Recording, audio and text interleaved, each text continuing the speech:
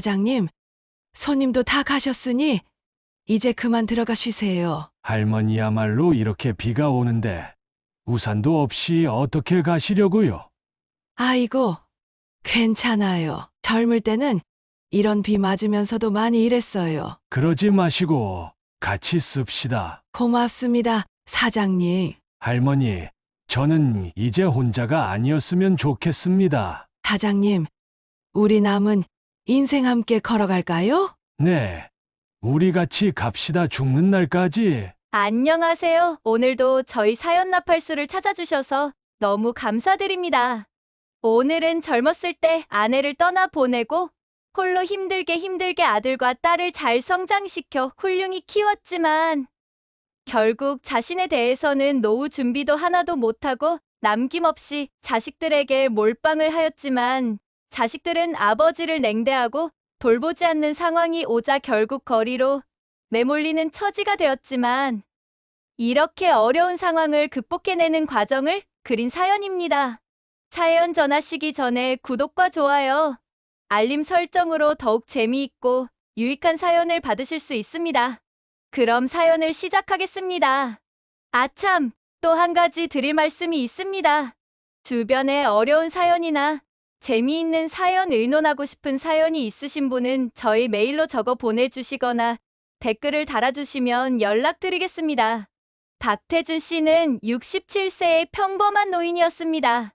하지만 그의 인생은 그 누구보다도 치열했습니다. 젊은 시절, 일찍 아내가 세상을 떠나고 그는 하루도 쉬지 않고 혼자 일하며 자식들을 키워야 했습니다. 그는 작은 식당을 운영하며 허리 한번 펼 틈 없이 일했습니다. 새벽부터 문을 열고 재료를 손질하며 손님을 맞이하고 밤늦게까지 설거지를 하며 하루를 마무리했습니다.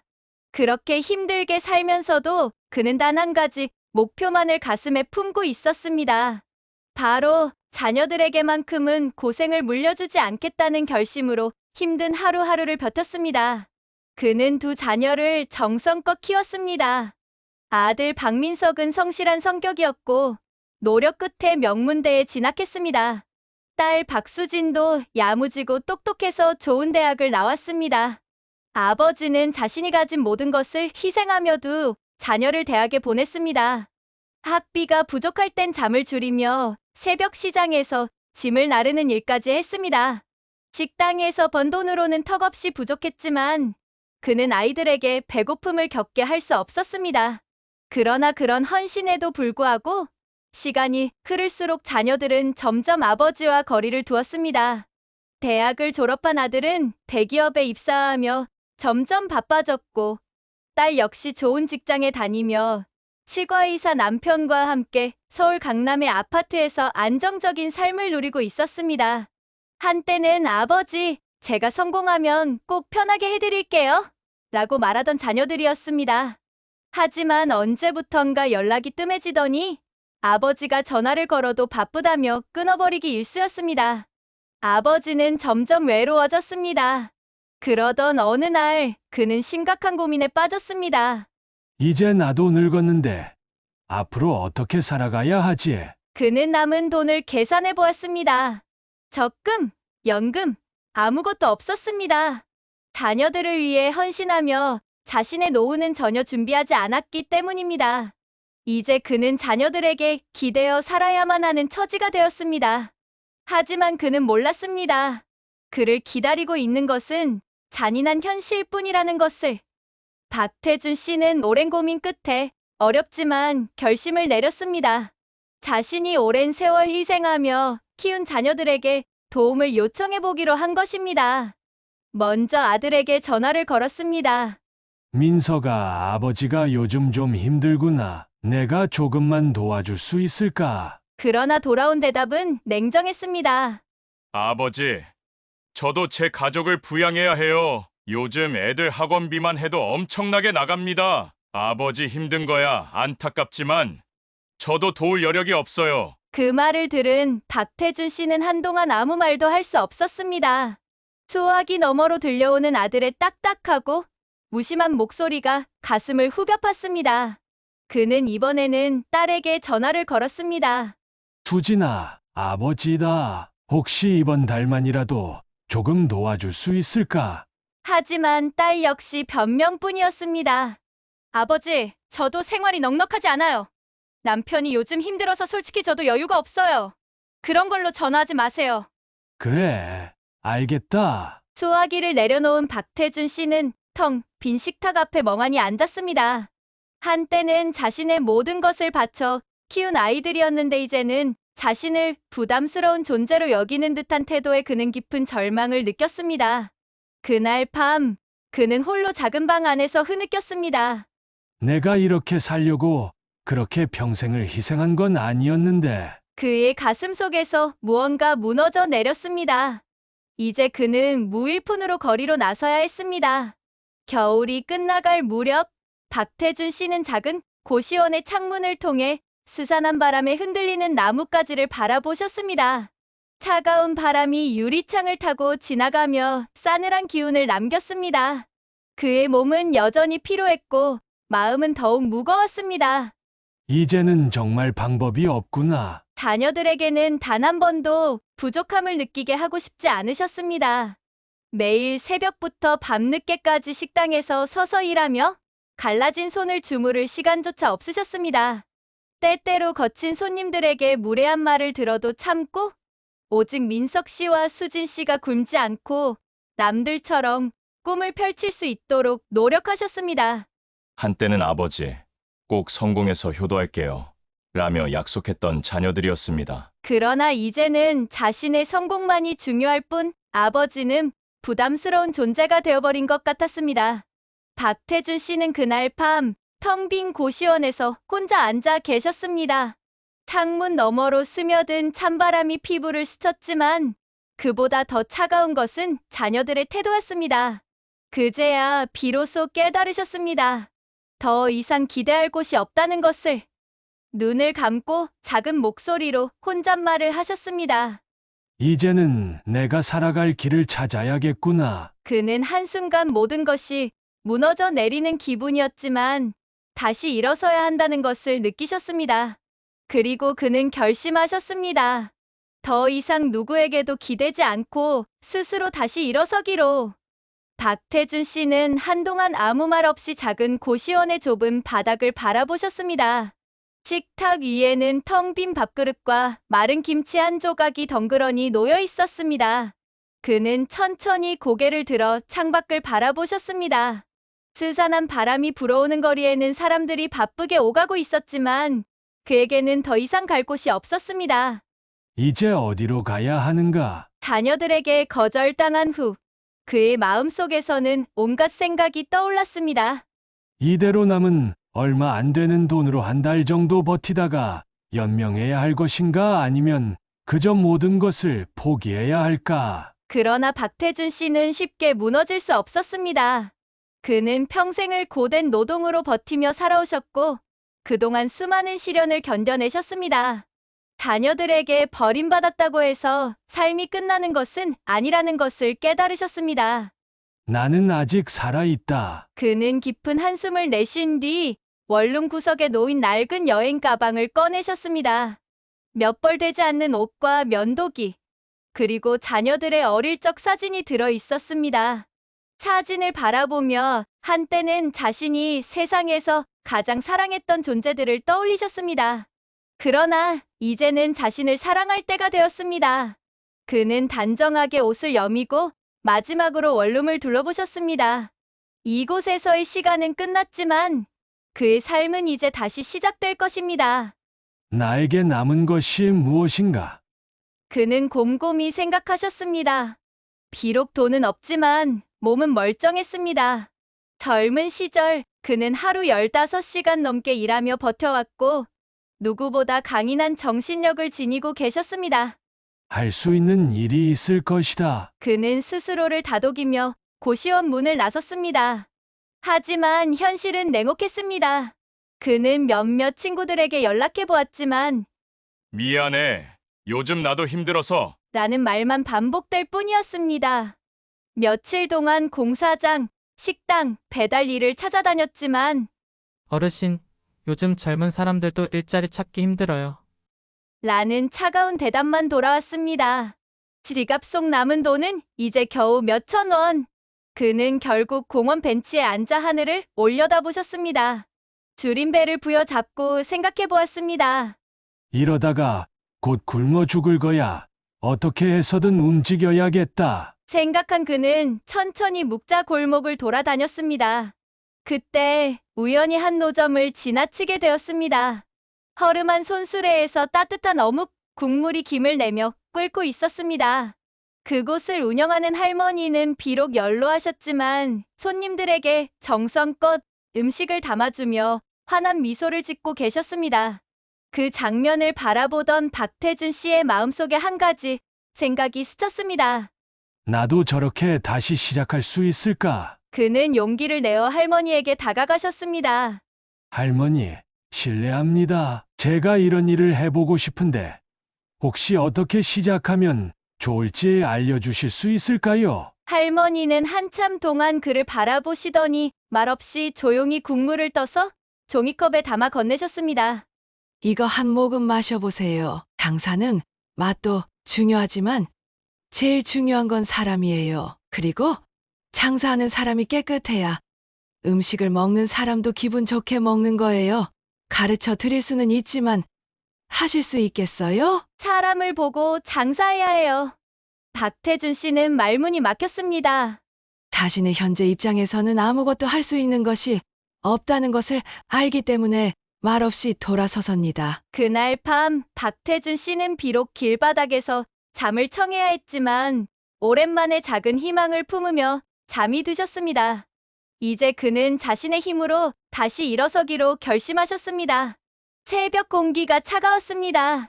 거리에는 아직도 술에 취해 비틀거리는 사람들, 이른 출근길을 서두르는 직장인들이 오가고 있었습니다. 그러나 박태준 씨에게는 그 모든 것이 아득하게만 느껴졌습니다. 나는 이제 어디로 가야 하는가? 그는 작은 여행 가방을 한 손에 쥐고 한참을 걸으셨습니다. 어제까지만 해도 자신이 살던 고시원에 있었지만 이제는 그곳을 떠나야 했습니다. 주머니에는 겨우 몇천 원이 남아 있었고 당장 지낼 곳조차 없는 신세가 되었습니다. 그는 피곤한 몸을 이끌고 지하철역 한 구석에서 밤을 보내셨습니다. 차가운 바닥에 신문지를 깔고 누웠지만 깊은 잠에 들 수 없었습니다. 등 뒤로 느껴지는 도시의 냉기가 더욱 쓸쓸하게 다가왔습니다. 그렇게 몇 날 며칠을 떠돌며 그는 일자리를 찾기 위해 온종일 돌아다니셨습니다. 식당, 공사장, 배달할 수 있는 일이라면 무엇이든 하려고 했지만 나이 때문에 번번이 거절당했습니다. 죄송합니다. 어르신, 요즘 젊은 사람들도 일자리 찾기가 어려워요. 차갑게 돌아오는 대답에 박태준 씨는 가슴이 답답해졌습니다. 평생을 일만 하며 살아왔고 누구보다 성실하게 살아왔다고 자부했지만 세상은 그에게 더 이상 자리를 내어주지 않았습니다. 그는 결국 공원 벤치에 앉아 지친 한숨을 내쉬었습니다. 손에 든 여행 가방을 내려놓고 하늘을 바라보며 깊은 생각에 잠기셨습니다. 이대로 포기해야 하는 걸까? 과연 박태주 씨는 일어나실 수 있을까요? 이 험한 세상을 잘 버티실까요? 여러분, 이때 우리 주인공을 위해 힘내시라고 응원의 댓글 한마디나 구독과 좋아요 부탁드릴게요. 감사합니다.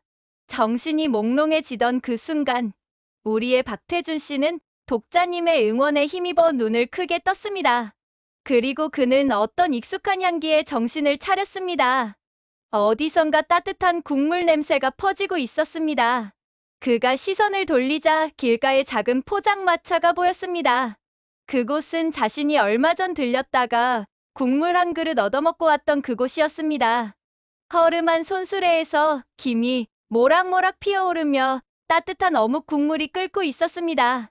그곳을 운영하는 할머니는 손님들에게 환한 미소를 지으며 정성껏 음식을 건네고 있었습니다. 그 모습을 가만히 지켜보던 박태준 씨는 무언가 모를 용기가 쏟아났습니다. 그래, 내가 보기엔 시작하기에 별로 돈이 들 것 같지 않고 음식 맛을 내는 거라면 나도 자신이 있잖아. 일단 시작만 할 수 있다면 살 수 있지 않을까? 그는 깊은 고민 후에 조심스럽게 포장마차로 다가갔습니다. 그리고 용기를 내어 할머니에게 부탁하였습니다. 할머니, 실례합니다. 제가 이런 일을 해보고 싶은데 혹시 어떻게 시작하면 좋을지 알려주실 수 있을까요? 시작을 어떻게 해야 할지 모릅니다. 좀 도와주시겠습니까? 할머니는 그를 한참 바라보시더니 조용히 말하였습니다. 장사가 쉬운 게 아니에요. 하실 수 있겠어요? 예, 저는 무조건 해야만 합니다. 알겠어요. 그럼 내일 오전에 이 장소로 나오세요. 저와 함께 둘러보러 가봅시다. 그날 밤 박태준 씨는 오랜만에 작은 희망을 품으며 잠이 드셨습니다. 비록 갈 곳은 없었지만 다시 일어설 방법이 보이기 시작했습니다. 그는 이제 자신만의 포장마차를 시작하기로 결심하셨습니다. 이제 그는 단순히 살아남기 위해 떠도는 것이 아니라 다시 살아가기 위해 무언가를 해야겠다고 다짐하셨습니다. 그가 할 수 있는 일은 많지 않았습니다. 그러나 그는 요리를 할 줄 알았고 사람을 상대하는 것이 익숙하셨습니다. 식당을 운영했던 지난 세월이 결코 헛된 시간이 아니었음을 이제서야 깨닫기 시작하셨습니다. 포장마차 나도 할 수 있겠지. 그는 다시 포장마차 할머니를 찾아갔습니다. 할머니는 그를 반갑게 맞이하며 차분히 말씀하셨습니다.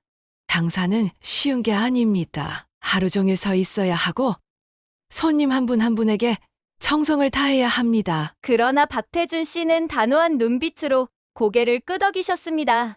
할머니, 저는 어떤 일이든 견딜 수 있습니다. 한번 해보겠습니다. 할머니는 그의 굳은 의지를 읽고 포장마차 운영에 필요한 기본적인 것들을 하나하나 알려주셨습니다. 장사는 맛도 중요하지만 가장 중요한 건 정직과 성실입니다. 손님이 오시면 먼저 따뜻한 미소로 맞이해야 합니다. 어묵 국물은 자주 갈아주고 신선한 재료를 사용해야 합니다. 박태준 씨는 한마디도 놓치지 않으려는 듯 조용히 귀 기울여 들으셨습니다. 그리고 며칠 동안 할머니의 일을 도와드리며 장사의 기본을 배워나가셨습니다. 그리고 할머니는 동네에서 오랫동안 장사해 오셨던 분이라 이곳저곳 알아보고 박태준 씨가 장사를 할 만한 곳을 물색해 주었습니다. 이 자리가 좋겠어요. 사실 내가 오래전부터 눈여겨둔 자리인데 할아버지가 여기에서 시작해보세요. 사람들 왕래도 제법 되고 터도 좀 넓어서 장사하긴 괜찮을 거예요. 하며 처음부터 끝까지 박태준 씨를 도와주었습니다. 그러나 그는 시작할 자본금이 없었습니다. 그는 망설이다가 오래전 인연이 닿았던 사람들에게 다시 연락해 보셨습니다. 형님, 제가 떡볶이 어묵 장사를 좀 시작하려고 합니다. 제가 형님 이외에는 도움을 요청할 곳이 없어 부탁드리게 되었습니다. 혹시 조금만 도와주실 수 있을까요? 어디서 어떻게 하려고 하는데 나이가 있는데 장사가 되겠어?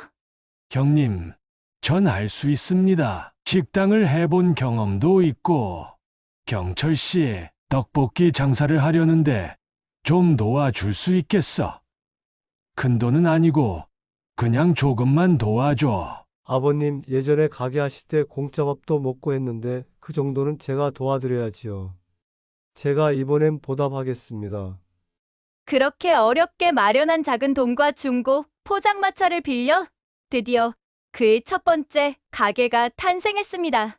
좁은 골목길 한쪽, 허름한 손수레 한 대, 낡은 가스버너, 작은 냄비, 그리고 어묵 몇 봉지, 커다란 솥에 끓여지는 따뜻한 국물. 그는 미리 3,000원짜리 싸구려 로션을 구입해서 얼굴에 잔뜩 발랐습니다. 그동안 윤기 없던 얼굴에서 그나마 윤기가 생겼습니다. 그리고 그는 흰 수건으로 머리를 덮어 묶었습니다. 그 순간 그는 가슴이 벅차오름을 느끼셨습니다. 비록 작은 공간이었지만 이곳이 이제 그의 새로운 삶의 시작이었습니다. 그의 첫 번째 손님은 동네를 지나던 젊은 직장인이었습니다. 사장님, 어묵 하나 주세요. 손님을 마주한 순간 그는 자신도 모르게 환한 미소를 지으며 대답하셨습니다. 네, 손님. 따뜻한 국물도 한 잔 드릴까요? 그의 손은 비록 거칠고 주름졌지만 그 속에는 따뜻한 정성이 담겨 있었습니다. 그날 밤 포장마차 앞에서 국물을 마시던 한 손님이 휴대폰을 꺼내 사진을 찍으며 말했습니다. 여기 진짜 맛있어요. SNS에 올려도 되죠?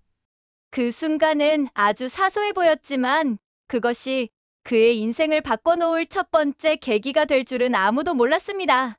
그의 어묵은 점점 입소문이 나기 시작했고 하루 이틀이 지나자 단골 손님이 하나둘 생기기 시작했습니다. 비록 하루 수입은 많지 않았지만 그의 마음은 오랜만에 따뜻한 온기로 가득 찼습니다. 그는 이제 다시 살아가고 있었습니다. 자녀들에게 버림받고 절망에 빠졌던 그가 이제는 스스로의 힘으로 다시 일어나기 시작하셨습니다. 박태준 씨의 작은 포장마차는 이제 단순한 길거리 음식점이 아니었습니다. 그의 따뜻한 미소와 정성이 깃든 어묵 국물 덕분에 사람들이 하나둘 모여들기 시작했습니다. 이곳은 정말 정감 가는 곳이에요. 국물 맛이 끝내줍니다. 포장마차, 주인 할아버지의 친절함이 너무 감동적이에요. 꼭 가보세요. SNS와 온라인 커뮤니티를 통해 입소문이 퍼지자 그의 포장마차에는 점점 사람들의 발길이 끊이지 않았습니다. 그러자 이젠 포장마차가 좁아지게 되었습니다. 박태준 씨는 고민을 하였습니다. 어떻게 해야 하지 하며 고민을 하다가 할머니를 찾아가 고민을 털어놓았습니다. 할머니, 오늘따라 피곤해 보이시네요. 하하. 나이 먹으면 다 그런 거죠. 그런데 사장님은 요즘 얼굴이 밝아 보이시네요. 그러고 보니 그렇게 된 것 같네요. 예전엔 하루하루가 버티는 거였는데 요즘은 장사를 하면 기분이 좋습니다. 그거 참 좋은 일이네요. 어묵 국물 한 잔 하면서 얘기나 더 할까요? 그러면서 박태준 씨는 자신의 고민을 할머니에게 털어놓았습니다. 할머니는 반가운 얼굴로 말했습니다. 정말 좋은 일이네요. 참 잘 되었어요. 그럼 우리 둘이서 가게를 내어 하나 만들어 볼까요? 박태준 씨는 그렇게 하면 지금 포장마차는 어떻게 하고요? 금방에 가게를 내고 포장마차는 아르바이트를 두고 계속 장사를 하면 되죠. 박태준 씨도 찬성하였습니다. 마침 골목 안에 제법 넓은 가게가 나와 있어 그곳에서 두 사람은 함께 어묵 떡볶이 장사하기로 하고 인테리어도 새롭게 하면서 어묵 가게가 탄생하였습니다. 두 사람이 함께 장사를 하다 보니 더 맛있고 손님들도 더 많이 붐비게 되었습니다. 소문은 일파만파 퍼져나갔습니다. 그러던 어느 날 그의 가게 앞에 낯익은 얼굴 두 사람이 찾아왔습니다. 아버지, 그의 아들 박민석 씨와 딸 박수진 씨였습니다. 박태준 씨는 잠시 어묵을 젓던 손을 멈추고 천천히 두 자녀를 바라보셨습니다. 그 순간 그의 가슴 속에는 말로 표현할 수 없는 복잡한 감정이 스쳐 지나갔습니다. 자신이 평생을 바쳐 키운 자녀들. 그러나 가장 힘들었던 순간 그들은 냉정하게 등을 돌렸습니다. 그런데 이제 와서 아들은 겸연쩍은 미소를 지으며 먼저 입을 열었습니다. 아버지 정말 대단하세요. 이렇게 성공하셨을 줄 몰랐어요. 딸은 눈물을 글썽이며 조심스럽게 말했습니다. 아버지, 그동안 정말 죄송했어요. 저희가 너무 몰랐어요. 그러나 박태준 씨는 아무런 대답도 하지 않으셨습니다. 대신 천천히 어묵을 떠서 손님에게 건네셨습니다. 그들의 시선이 그에게 집중되었지만 그는 아무렇지 않은 듯 포장마차를 계속 운영하고 계셨습니다. 그러자 아들은 다급한 목소리로 말을 이었습니다. 아버지, 이제 사업도 커졌으니 저희가 좀 도와드릴게요. 체계적으로 운영해야죠. 딸도 조용히 덧붙였습니다. 아버지, 우리 예전처럼 다시 가족으로 지낼 수 없을까요? 그러나 박태준 씨는 그저 담담하게 웃으며 대답하셨습니다. 너희가 아버지를 버릴 때는 가족이라는 이름이 없었는데 이제 와서 가족이라는 이유로 돌아오라고 하는구나. 그 순간 자녀들의 표정이 굳어졌습니다. 아들은 당황한 듯 말했습니다. 아버지, 그땐 저희도 사정이 있었어요. 그걸 그렇게 매몰차게 말씀하시면 딸은 눈물을 흘리며 두 손을 모았습니다. 아버지, 정말 죄송해요. 용서해 주세요. 그러나 박태준 씨는 단호하셨습니다. 그는 포장마차 뒤편을 가리키며 조용히 말씀하셨습니다. 너희가 원한다면 저기 앉아서 어묵 한 그릇은 먹고 가거라. 하지만 아버지의 삶은 이제 너희와 다르단다. 그의 목소리는 단호하면서도 어딘가 따뜻함이 담겨 있었습니다. 자녀들은 더 이상 아무 말도 하지 못한 채 서로를 바라보았습니다. 그렇게 한참을 서 있다가 그들은 결국 말없이 포장마차를 떠났습니다. 그들의 뒷모습을 바라보며 박태준 씨는 살며시 미소를 지으셨습니다. 이제 그는 자녀들에게서 벗어나 자신만의 인생을 살기로 결심하셨습니다. 그리고 그 선택이 틀리지 않았음을 깨닫고 계셨습니다. 사장님, 손님도 다 갔는데 빨리 들어가 쉬세요. 할머니야말로 비 오는데 우산도 없이 어떻게 가시려고요? 아이고, 괜찮아요. 젊을 때는 이런 비 맞으면서 일 많이 했죠. 박태준 씨는 잠시 망설이다가 우산을 펴서 할머니에게 내밀며 말하였다. 함께 쓰고 가시죠. 할머니는 놀란 듯 바라보다가 조용히 미소 지으며 우산 아래로 들어가 함께 우산을 썼습니다. 이 순간 서로를 바라보는 눈빛 속에서 말로 표현하지 못한 감정이 오가는 순간은 두 사람 모두 이미 인생 최고의 장면이었습니다. 여기에서 박태준 씨가 조용히 한마디 합니다. 할머니, 저는 이제 혼자가 아니었으면 좋겠습니다. 그리고 할머니도 조용히 대답합니다. 사장님, 우리 함께 걸어갈까요? 포장마차에 김이 모락모락 피어오르고 있었습니다. 박태준 씨와 할머니의 사랑도 모락모락 피어오르고 있었습니다. 두 사람은 서로 없어서는 안 될 존재가 되었습니다. 할멈, 우리가 살면 얼마나 살겠나. 죽는 날까지 서로 사랑하면서 정답게 살아가세. 아이고, 영감님 하시는 말씀이 꼭 젊은 사람들 하는 말 같아요. 나야 그러면 얼마나 좋겠어요. 영감 덕에 늙어막에 사랑도 받아보고 새로운 인생을 사는 것 같아요. 따뜻한 국물 냄새가 겨울밤 공기 속으로 퍼지며 따뜻한 서로의 사랑도 함께 점점 더 깊어져 갔습니다. 손님들은 차례를 기다리며 즐겁게 이야기를 나누고 있었습니다. 그 한가운데 박태준 씨는 변함없이 자리를 지키고 계셨습니다. 그의 손은 능숙하게 어묵을 떠서 국물과 함께 건네며 손님 한 사람 한 사람에게 따뜻한 미소를 보내셨습니다. 이제는 그의 포장마차가 단순한 장사수단이 아니었습니다. 그의 인생을 다시 시작하게 해준 소중한 공간이었습니다. 시간이 흐르면서 그의 가게는 점점 더 유명해졌습니다. SNS를 통해 입소문이 나고 방송에서도 길거리 인생 어묵이라며 소개되기 시작했습니다. 이곳을 운영하는 사장님께는 특별한 이야기가 있습니다. 한때 어려움을 겪었지만 다시 일어서신 감동적인 이야기죠. 그리고 어느 날 한 외식업 프랜차이즈 대표가 포장마차를 찾아왔습니다. 사장님, 혹시 프랜차이즈 사업에 관심 있으신가요? 그는 한참 동안 가만히 생각하셨습니다. 한때 그는 모든 것을 잃고 거리에서 방황했습니다. 그러나 이제 그는 자신의 힘으로 일어섰고 사람들의 사랑을 받고 있었습니다. 그리고 그는 더 많은 사람들에게 따뜻한 음식을 나누고 싶다는 생각이 들었습니다. 그는 미소를 지으며 조용히 대답하셨습니다. 좋습니다. 하지만 한 가지 조건이 있습니다. 네. 어떤 조건이신가요? 이곳에서 일할 직원들은 나처럼 한때 어려움을 겪었던 사람들로 채워줍시다. 외식업 대표는 그의 말에 놀란 듯 잠시 침묵했습니다. 그러나 이내 감동한 듯 고개를 끄덕였습니다. 좋습니다. 사장님의 뜻을 존중하겠습니다. 그렇게 해서 태준 어묵이라는 브랜드가 탄생했습니다. 몇 년 후 그의 어묵 가게는 전국적으로 널리 퍼졌고 수많은 사람들이 그의 음식을 먹으며 따뜻한 행복을 느꼈습니다.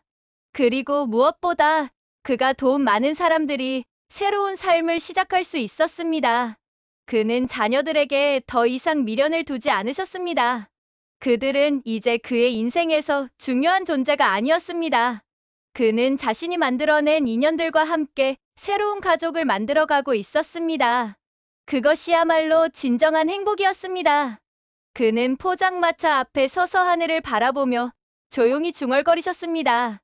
돈이 아니라 사람의 마음이 진짜 재산이다. 그의 얼굴에는 진정한 평온과 만족이 깃들어 있었습니다. 그리고 그의 삶은 여전히 따뜻한 국물처럼 사람들의 곁에서 끓어오르고 있었습니다. 완전한 행복을 찾은 박태준님처럼요. 오늘의 사연 어떠셨나요? 좋으셨다면 구독과 좋아요, 알림 설정 부탁드릴게요. 다음에 더 재미있는 사연으로 찾아오겠습니다. 감사합니다.